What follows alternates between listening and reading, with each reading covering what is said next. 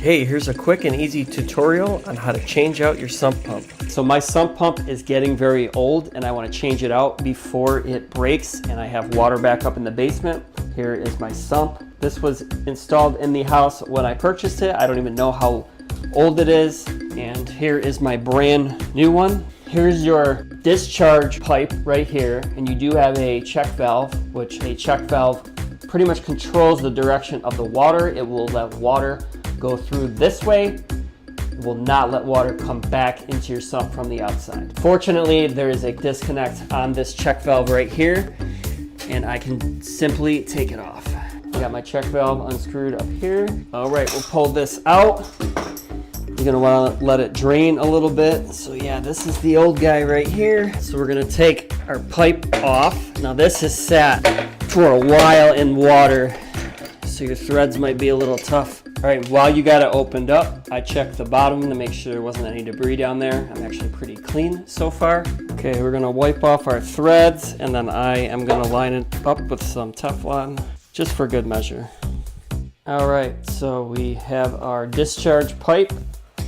That threads right in here. Okay, we got our discharge pipe on. We're gonna lower this into the sump.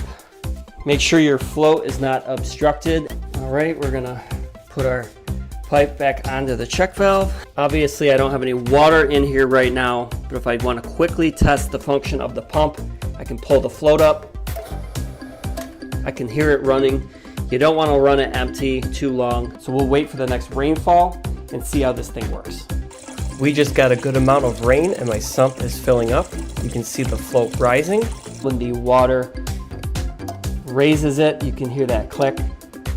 That's what's gonna signal your pump to turn on. Here you can see the pump working as it should and removing the water from the sump. You are also going to want to check your discharge pipe and make sure everything is tight and there are no leaks.